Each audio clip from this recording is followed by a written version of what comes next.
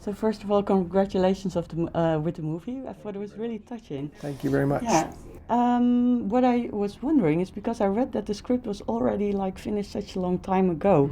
Why did you choose to wait so long to make it? Well, I finished a version of it, a draft of it a long time ago, but I wasn't happy with it, so I put it away.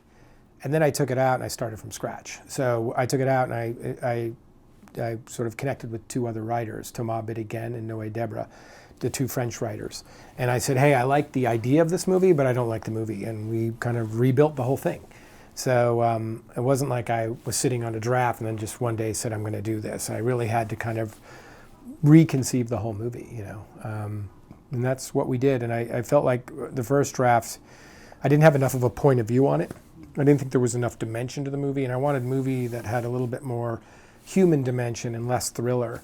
I wanted to kind of move beyond the thriller a little bit and examine the kind of lives and consequences of the people involved in the story.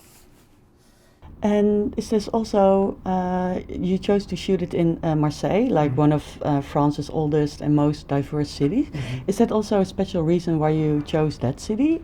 No, not initially. I just sort of circled it as a possible location. I had never been there, but it checked a lot of boxes. It felt like as different from Stillwater, Oklahoma as I could get. At that point, I knew I wanted to be in France. I wanted to try to make a movie here. I had read a little bit about it, and so it wasn't until I went there and I felt like, boy, the city just possesses so much. It has so many layers and textures and just so much life to it that I felt like I could access for story, and I think it informed story a lot, you know, whether it was the Calanque or the Stads or the, you know, Quartier Nord, or how do you say it, Quartier Nord? No. Oh, Quartier Nord, yeah, Quartier Nord, sorry. Quartier Nord.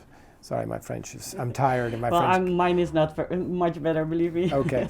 Quartier Nord, yeah, the sort of north suburbs there. And it just like, there's something about how that city was, the mountains and hold everyone kind of close to the water and kind of put everyone in the same pot, but there's just so many levels and layers to it. So yeah, that was the beginning of that inspiration.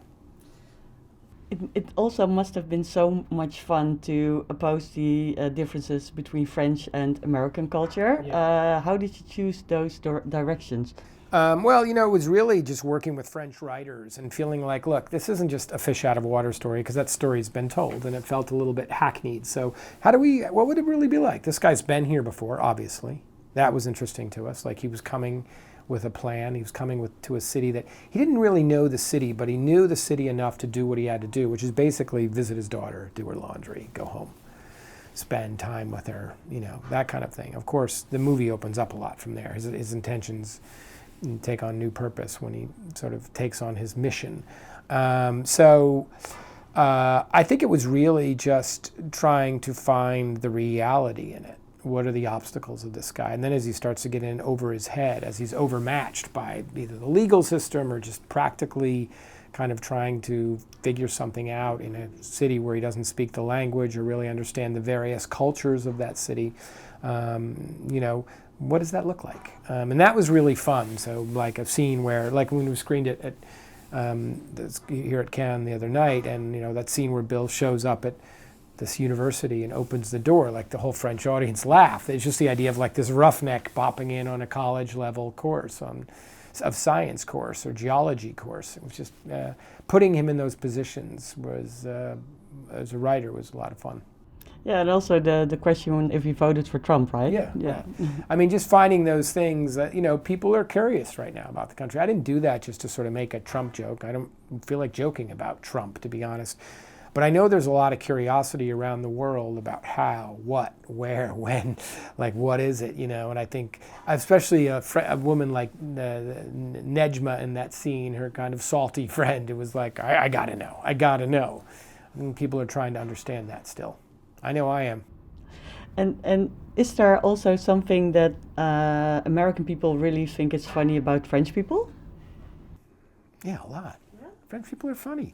Yeah, no, I think there's a lot of small cultural specifics and peculiarities. And, you know, look, it was really fun collaborating with Thomas and Noé, who are obviously French, and kind of digging into each other cultures. And, you know, they had a lot to learn about Marseille, and I had a lot to learn about Oklahoma, and vice versa. So we were really trading on that information and trying to avoid the typical kind of cliches or, you know, tropes that maybe movies explore here, and just get beyond that and get into real people and real characters in those circumstances. I think in doing those, you still encounter things that they're cliches for a reason, right? They happen a lot, but we were trying to get to something that really felt, you know, authentic, whether it was funny or dramatic. And I also think you had quite some time to finish the movie because of COVID on the other side. Do you think that benefits the film? Ultimately, I think this film it did. Right, I think this is such a complex movie, right, with so many storylines and so many layers to it, that like getting space from the movie at one point, 5 months of space without working on it, really allowed us to come back with fresh eyes and kind of, I think, just notch the movie up a couple more points. You know, I think really kind of finesse some things and massage some moments and even trim some moments that we felt were not essential. So it really gave us a chance to, I think, put that final bit of polish on the film. I hope it did. Yeah, that's great, because I also talked to some directors who said, like, yeah, even felt a little bit alienated from my movie. Like, oh, no question. I think we both, my editor and I both came back with a little trepidation, like, what if we don't like it? Like, what if we see it? And also, like, you know, part of editing is there's a lot of institutional knowledge in the process. You're like, oh, how did we get here? Oh, we did this, and this. 6 months later, it's like, why did we do this? Do you remember? You know, I can't remember the choice we made here. And those decisions are important because, you know, you don't want to unravel them. But, you know, I think once we became refamiliarized with the script, I mean, the movie kind of got, you know, close again, we realized ultimately I think it was for the best in this situation. Because you said that you wrote the script with two French writers, right? So you wrote the English part and they write the French part, or do you do it together? Oh, okay, they were pretty fluent in English, and so if there was a scene completely in French, they would write it first, and then we would, you know, translate it. But you know, writing's writing, and these guys are pros, and the harder part was just breaking the story. Yeah, because the story was actually a little bit inspired by Amanda Knox, right? Yeah, initially, that, you know, as I told you, there was that initial script that I started about 8 or 9 years ago. The other writer and I, Marcus Hinchy, were both really fascinated by that case. And we're like, wow, what if we did something like using an element of that story? I like the idea of this American woman in jail for a crime that she did or did not commit, and what does that look like? What's the story around that? And that was it. At that point, I sort of left the Amanda Knox case in Italy and didn't look back, right? And I felt like there was already too much written about that case. It was so sensationalized. And I didn't really want to, you know, it felt too specific of a story, so I wanted to kind of open that up. So, well, great job.